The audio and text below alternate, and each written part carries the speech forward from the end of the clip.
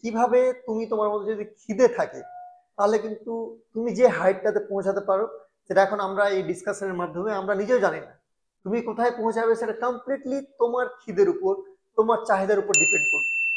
So এইখানটাতে ব্যাপারটা আরো ভালো করে তোমাদের রিয়েলাইজ করার জন্য আমি স্যারের যে পার্সোনাল লাইফ ছিল, স্যার এক্স্যাক্টলি কিভাবে নিজের মধ্যে সেই খিদেটা রেখেছিলেন, কিভাবে কি স্টেপস নিয়েছেন সময়ের সঙ্গে স্টুডেন্ট থাকাকালীন সেই সময় থেকে, তো সেই জিনিসগুলো স্যারের কাছ থেকে একটু শুনে নি, জেনে নি, তাহলে তোমাদের আরো ভালো হয়, তোমরা বুঝতে পারবে যে তোমরা গিয়ে কিভাবে হাত পায়ে দিক ওদিক ছুটবে কোর্স করাকালীন, তোমরা কিভাবে নিজের ক্যারিয়ারে সেই হাইটে পৌঁছাতে পারবে। তো স্যার যদি প্লিজ একটু শেয়ার করেন আপনার পার্সোনাল জার্নি। হ্যাঁ, এখানে যেটা প্রথমে আমি বলছিলাম যে আমি প্রথমে ডিএমএলটি কমপ্লিট করি। ডিএমএলটি কমপ্লিট করার পরে আমি কিন্তু জব পেয়ে গেছিলাম, যেটা আমি আগের ভিডিওতেও বললাম। তো তারপর আমার মনে হলো যে ডিগ্রি বাড়ানো দরকার আছে, বা কোনো একটা অংশে আমার এটা মনে হচ্ছিল যে allied health sciences, formally paramedical, যে এটা নিয়ে এগোনোর আছে বা এই স্ট্রিমটা এগোবে। তো আমার তখন মনে হয়েছিল, তো আমি তার জন্য গ্র্যাজুয়েশন স্টার্ট করি। এবার গ্র্যাজুয়েশন স্টার্ট করার পরে আমার গ্র্যাজুয়েশন যখন কমপ্লিট হয় আমি টিচিংয়ে ঢুকি। ঠিক টিচিংয়ে ঢোকার 6 মাস মতো পরে আমার কোনো একটা অংশে, তখন কিন্তু শুধু টিচিংই করছি, তো 6 মাস মতো পরে আমার কোনো একটা অংশে এটা মনে হচ্ছিল যে আলটিমেটলি আমি কি ঠিক কাজ করছি, আমি অ্যাজ এ ল্যাবটেক কাজ করছি না, তাহলে আমার হাতের যে স্কিল আছে সেটা কি আমি নষ্ট করে ফেলছি? কারণ আমি তো কোনো ল্যাবের সাথে অ্যাটাচ নয়, শুধুমাত্র থিওরি পড়াচ্ছি এবং কিছু প্র্যাকটিক্যালের কাজ আমি স্টুডেন্টদেরকে দেখাচ্ছি, কিন্তু ডায়াগনস্টিক পার্টের সঙ্গে ডিরেক্টলি অ্যাসোসিয়েটেড থাকছি না। তো তখন আমার কোনো একটা অংশে আমার নিজের কিন্তু মনে হয়েছিল যে একটা কনফিউশন তৈরি হচ্ছিল যে আমি এটা ঠিক করছি, তো শুধু টিচিংয়ে এগোনোটা কি আমার ঠিক হবে? তখন কিন্তু আমি এটা ডিসিশান নিই যে আমাকে যে করে হোক একটা ল্যাবের সঙ্গে অ্যাটাচ হতেই হবে। তখন আমি পার্ট টাইম একটা ল্যাবে কাজ শুরু করি। এবার এটা সাধারণত যেটা হয়, আমি খুবই ফ্র্যাঙ্কলি বলছি, একটা ফ্রেশার্স কিন্তু পার্ট টাইম ল্যাবে করতে পারে না। যেমন আগের ভিডিওতে বললাম যে ল্যাবটেকদের ক্ষেত্রে এই ফ্রিল্যান্সিং বা পার্ট টাইম মোডটা একটা ওয়াইড ফিল্ড জুড়ে থাকে, কিন্তু এখানে ফার্স্ট পয়েন্ট যেটা থাকছে সেটা হচ্ছে যে এক্সপিরিয়েন্স হয়ে যাওয়ার পরে কিন্তু সবটা। সেকেন্ড পয়েন্ট হচ্ছে, তাহলে কি পার্ট টাইম মোডে প্রথম থেকে শুরু করতে পারে না? পারে। আমি কিন্তু সেটা করেছিলাম। তার জন্য কিন্তু একটা ভালো স্কিল দরকার।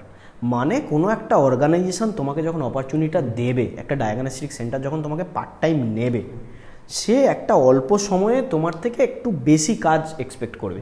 তো সেই জায়গাটায় নিজেকে যেন পৌঁছাতে পারো। এবার আমি যখন টিচিংয়ে আছি, এটা আমাকে কিন্তু হেল্প করেছে। আমি যখনই একটা অর্গানাইজেশন ইন্টারভিউ দিতে গেছি যে আমি একটা জায়গায় ডিএমএলটি টিচিং ফ্যাকাল্টি হিসেবে জব করছি, আমি এখানে পার্ট টাইম মোডে জয়েন করতে চাই, তো তখন তারাও মনে করেছে যে না, তাহলে ঠিক আছে, তাহলে স্কিলড আছে, আমি একে কাজে লাগাতে পারি। সেই অপরচুনিটিটা আমি গ্র্যাব করেছি এবং তারপরে গিয়ে আমার যে মনের যে দ্বন্দ্বটা সেটা মিটেছে যে হ্যাঁ চলো, আমি এখন টিচিংয়ের সঙ্গেও এগোচ্ছি আর আমি আমার হাতে স্কিলটাকেও এগোতে পারছি।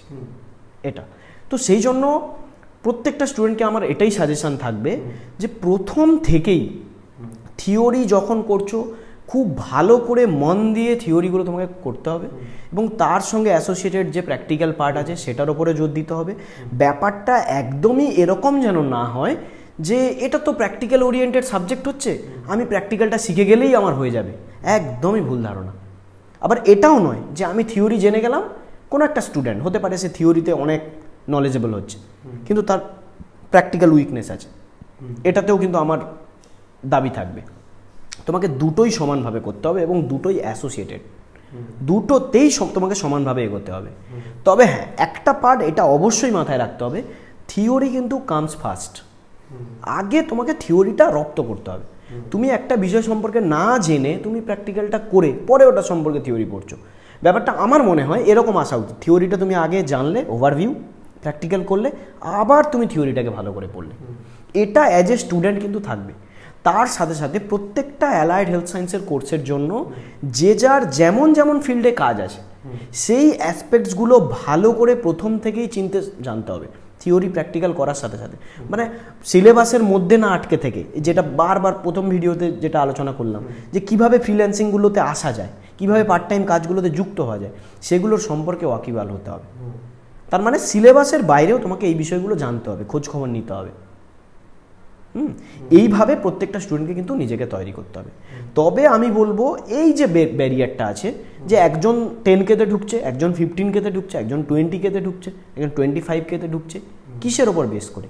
সেটা হচ্ছে এটা, সেটা সবাই পারবে, কিন্তু সেটা তোমাকে তৈরি করে নিতে হবে। তুমি একটা জায়গায় যখন ইন্টারভিউ ফেস করছো, কোম্পানির যেন কখনো এটা মনে না হয় যে তোমাকে নিয়ে কিন্তু সে যে স্যালারিটা দেবে সেটা তার পুরোপুরি নষ্ট হচ্ছে, সেটা যেন না মনে হয়। তাহলে তোমার গ্রোয়িং হচ্ছে, তুমি স্যালারি ইনক্রিমেন্টও খুব তাড়াতাড়ি করতে পারবে। এটাই হচ্ছে পরিষ্কার একদম বিষয়। তো এইটার ওপর জোর দিতে হবে।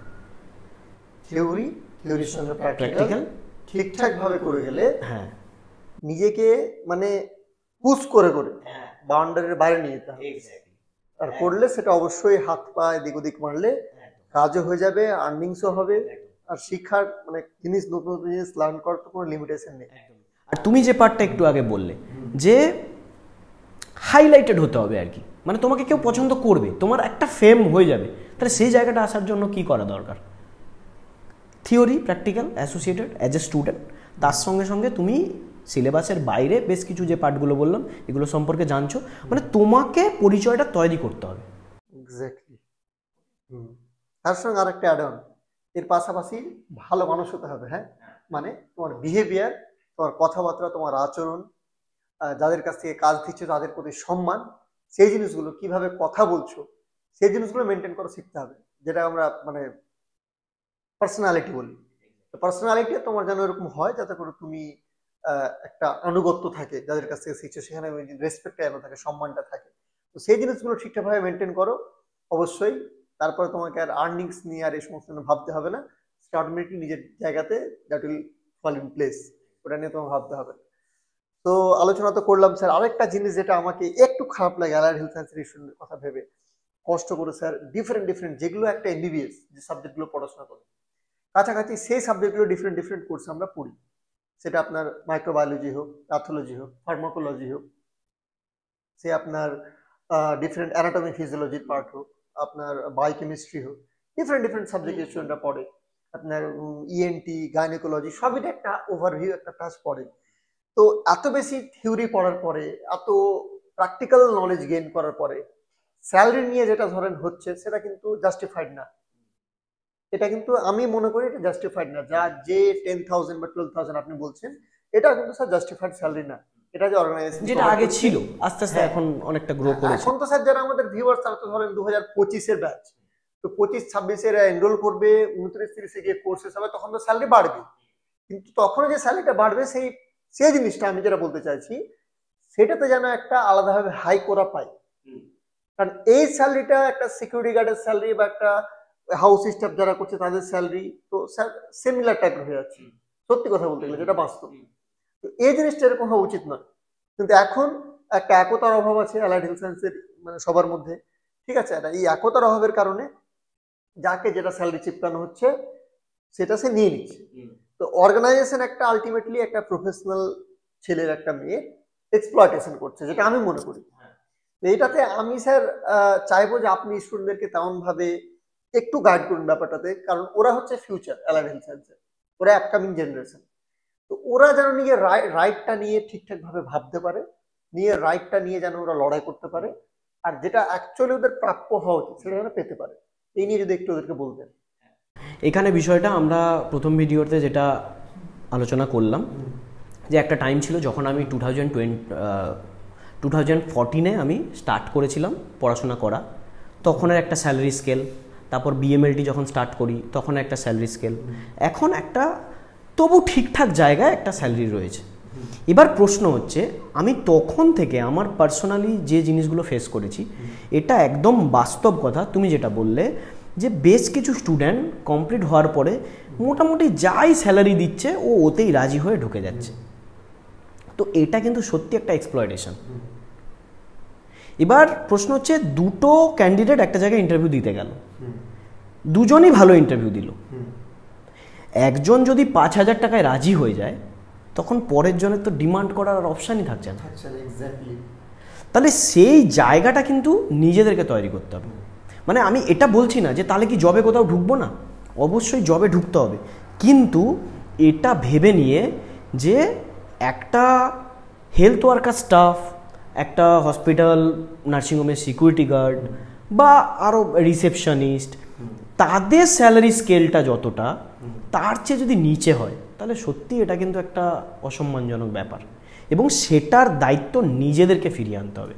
যে এত কমেন্ট আমরা পাচ্ছিলাম যে ডাব বিক্রি এটসেট্রা এটসেট্রা, সেটার কারণ কিন্তু কোনো অংশে আমাদেরই অ্যালায়েড অ্যান্ড হেলথ কেয়ার প্রফেশনালসরাই।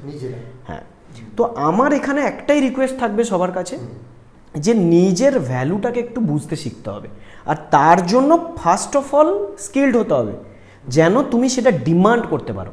বিষয়টা এরকম না যে কোম্পানি তোমাকে অপরচুনিটি দিয়ে দিয়েছে, সেটা তোমার স্কিল থাকুক না থাকুক তোমাকে গ্র্যাব করে নিতে হবে, বিষয়টা যেন এরকম না থাকে। বিষয়টা এরকম হবে, তুমিও অপরচুনিটি গ্র্যাব করছো, একটা ডায়াগনস্টিক সেন্টার, একটা ক্লিনিক, একটা ট্রিটমেন্টের এরিয়া তোমাকেও নিতে চাচ্ছে, তুমিও যেমন গ্র্যাব করছো অপরচুনিটিটা, তারাও কিন্তু তোমার সার্ভিসটাকে নিতে চাচ্ছে। সেই জায়গাটায় পৌঁছাতে হবে এবং নিজেকে তেমনভাবে তৈরি করতে হবে।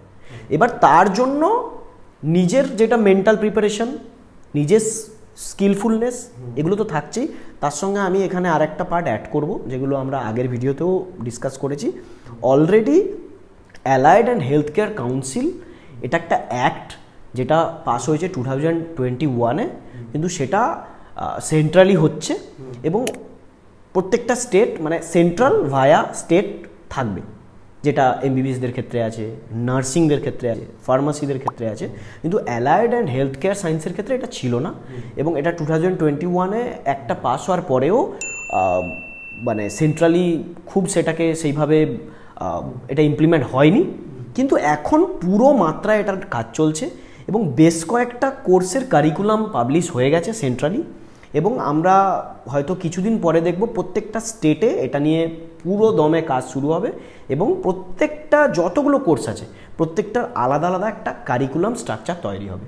সেটা যখন হবে সেখানে কিন্তু এই প্রত্যেকটা অ্যালায়েড অ্যান্ড হেলথ কেয়ার প্রফেশনসদের জন্য পোস্টগুলো এরকমভাবে ডিস্ট্রিবিউট হবে। আমি যতগুলো স্যালারি, যতগুলো জব এরিয়া বললাম, পোস্টগুলো এইভাবে ডিস্ট্রিবিউট হবে: জুনিয়র টেকনোলজিস্ট, সিনিয়র টেকনোলজিস্ট, হ্যাঁ, তারপর হচ্ছে তোমার টেকনিক্যাল অফিসার, হ্যাঁ, তারপর টিচিং পার্টে থাকবে তোমার teaching assistant, assistant professor, associate professor, in fact dean, principal অবধি কিন্তু যেতে পারবে। ওকে, তার সঙ্গে সঙ্গে রিসার্চ ফিল্ডেও বেশ কিছু জুনিয়র সায়েন্টিস্ট, সিনিয়র সায়েন্টিস্ট, এই পার্টগুলো থাকবে। তার মানে একটা জিনিস দেখো, কত ভালো জিনিস আসতে চলেছে। প্রত্যেকটা পোস্টের কাঠামো যদি এইভাবে তৈরি হয়ে যায়, তখন কিন্তু অটোমেটিক্যালি পে স্কেলটা বাড়তে বাধ্য। এবার সেটাকে ছিনিয়ে নেওয়ার দায়িত্ব হচ্ছে কাদের? এই allied and health care professions এর সঙ্গে যতজন যুক্ত থাকবে তাদেরকে কিন্তু সেটা গ্র্যাব করতে হবে। এই কাঠামোটা তৈরি হয়ে যাওয়ার পরে যেন এই জিনিসটা না থাকে যে আমাকে যা অ্যামাউন্ট বলা হচ্ছে আমি তাতেই রাজি হয়ে ঢুকে যাচ্ছি। সেটা যখন মানা করা শুরু হবে তখন কিন্তু অটোমেটিক্যালি গভর্নমেন্ট তো একটা ফিক্সড করে দেবেই, এটা ফিক্সড থাকবে। অটোমেটিক্যালি দেখছো কতটা ডিফারেন্স প্রাইভেটের সঙ্গে গভর্নমেন্টের। তো গভর্নমেন্ট কী করবে, ওটা একটা ফিক্সড হয়ে যাবে। যখনই এই পোস্টগুলো পরিকাঠামো তৈরি হবে তখনই অটোমেটিক্যালি একটা পে লেভেল চলে আসবে। কিন্তু প্রাইভেটে সেটাকে নিজেদেরকে নেয়ার জন্য এই পার্টটা যেন এরকম না হয় যে আমাকে যাই দিল আমি তাতেই ঢুকে যাচ্ছি, সেটা যেন না হয়, যেটা অলরেডি আগের থেকে হয়ে আসছে। কিন্তু সেই পার্টটাকে এখন অ্যাভয়েড করে নিজের ডিমান্ডটাকে বাড়াতে জানতে হবে। তার জন্য যা যা করা দরকার, এই অ্যাক্টের সুবিধাটা নেওয়ার জন্য নিজেকে সেই জায়গায় তৈরি করতে হবে। Exactly sir. তো এটা আশা করি তোমরা বুঝতে পেরেছো। জিনিসগুলো অবশ্যই ফলো করবে, মাথায় রাখবে, আর মাথায় রেখে নিজের রাইটের জন্য নিজেকে লড়াই করতে হবে। সবকিছু সার্ভ করে কেউ দেবে না। তো এটা তো গেল স্যার একটা অ্যাসপেক্ট। আরেকটা জিনিস নিয়ে আমি একটু আলোচনা করতে চাইবো এখানে, যে ধরুন অনেক স্টুডেন্টরা একটু কনফিউজ করছে যে স্যার অ্যালাইড হেলথ সায়েন্সের তো কোর্স আছে অনেকগুলো, সেগুলো তো আমরা অপ্ট করতে পারি। এছাড়াও আমি বিএসসি নার্সিং এর সঙ্গে যদি লোকে কম্পেয়ার করি তাহলে কেমন জায়গাতে দাঁড়াবে? বা বি ফার্ম আছে, ব্যাচেলর ফার্মেসি যেটা, তো এগুলোর সঙ্গে যদি একটা কম্পারেটিভ আলোচনা